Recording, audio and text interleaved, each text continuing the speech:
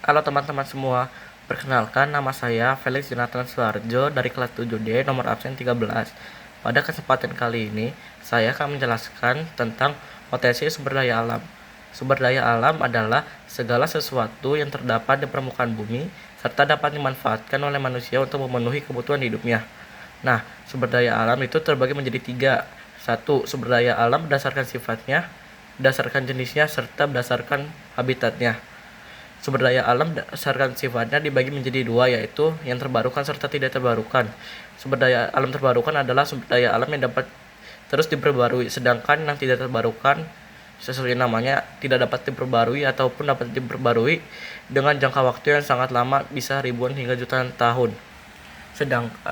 Nah, kita mulai yang kedua sekarang, sumber daya alam berdasarkan jenisnya. Berdasarkan jenisnya dibedakan menjadi dua lagi, yaitu sumber daya alam biotik dan abiotik. Yang biotik pembentukannya berasal dari makhluk hidup seperti tumbuhan dan juga hewan, sedangkan yang sumber daya alam abiotik pembentukannya berasal dari benda mati. Yang ketiga, sumber daya alam berdasarkan habitatnya dibedakan menjadi dua lagi, yaitu sumber daya alam daratan dan perairan. Sumber daya alam daratan adalah sumber daya alam yang mempunyai hubungan dengan tanah sebagai tempat atau lahan kegiatan manusia, sedangkan yang perairan adalah sumber daya alam yang memiliki hubungan dengan air. Sekarang kita lanjut ke sumber daya alam hutan. Sumber daya alam hutan dibedakan menjadi tiga, yaitu hutan konservasi, hutan lindung, dan hutan produksi. Hutan konservasi adalah kawasan hutan dengan ciri khas tertentu yang mempunyai fungsi pokok pengawetan keanekaragaman tumbuhan dan satwa serta ekosistemnya. Sedangkan hutan lindung adalah kawasan hutan yang mempunyai fungsi pokok sebagai perlindungan sistem penyangga kehidupan untuk mengatur tata air, mencegah banjir, mengendalikan erosi, mencegah intrusi air laut, dan memelihara kesuburan tanah. Yang ketiga, hutan produksi. Hutan produksi adalah kawasan hidup yang mempunyai fungsi pokok memproduksi hasil hutan. Oke, kita lanjut ke sumber daya alam hutan berdasarkan golongannya. Berdasarkan golongannya dibagi menjadi tiga lagi, yaitu ada golongan A, golongan B, serta golongan C.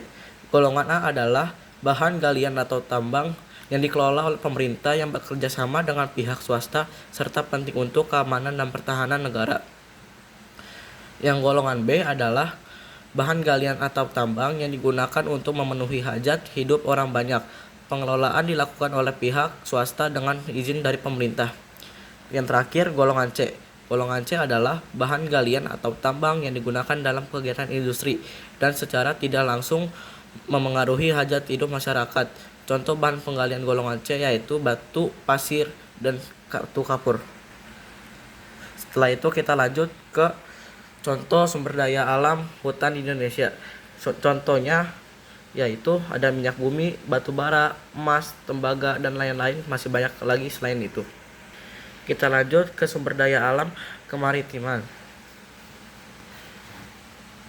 Sumber daya alam kemaritiman dibedakan menjadi tiga lagi, yaitu perikanan, kelautan, serta wisata bahari. Kemaritiman adalah segala usaha penangkapan ikan serta pengelolaan sampai pada pemasaran hasilnya. Yang kedua, kelautan. Energi kelautan adalah segala bentuk energi terbarukan yang dapat dihasilkan dari pemanfaatan sumber daya laut. Yang ketiga, wisata bahari. Wisata bahari adalah kegiatan wisata alam yang dilakukan di wilayah pesisir dan laut seperti menyelam, snorkeling, berlancar, ataupun memancing. Kita masuk yang terakhir, penyebab perubahan potensi sumber daya alam Indonesia. Sumber daya alam Indonesia penyebabnya ada tiga, biasanya seperti satu, populasi manusia, kedua, pencemaran dan kerusakan lingkungan, ketiga, sumber daya alamnya itu sendiri. Oke, itu saja, sekian presentasi dari saya. Terima kasih, mohon maaf jika ada salah.